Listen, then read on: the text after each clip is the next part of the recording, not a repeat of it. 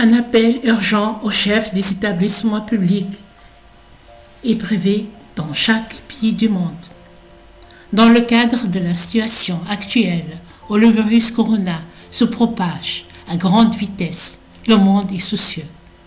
Cette épidémie cause des victimes avec un taux de mortalité élevé.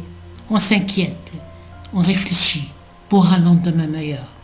J'ai constaté depuis les interventions médiatiques des responsables du secteur économique, public ou privé, que la stratégie nationale ou internationale du gouvernement liée au confinement général est bonne, car elle permet de limiter les dégâts causés par le vilain virus.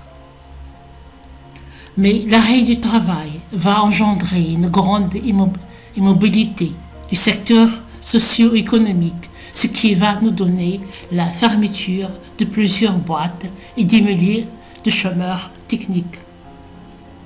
Je propose aux responsables des établissements publics et privés de créer des cellules internes de crise socio-économique et que les réunions soient quotidiennes afin de discuter des solutions urgentes pour résoudre les problèmes spécifiques.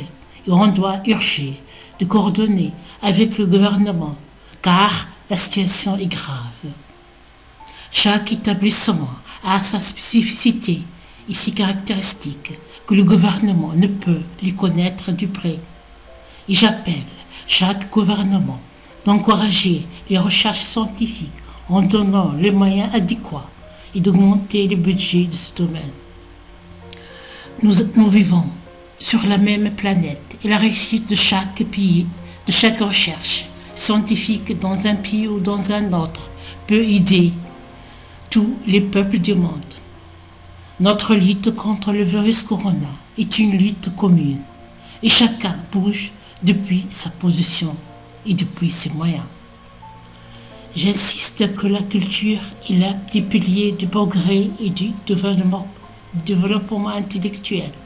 Il est urgent de s'occuper de ce domaine et de créer dans chaque ministère de culture une cellule de crise afin de ne pas laisser immobile le savoir dans chaque pays du monde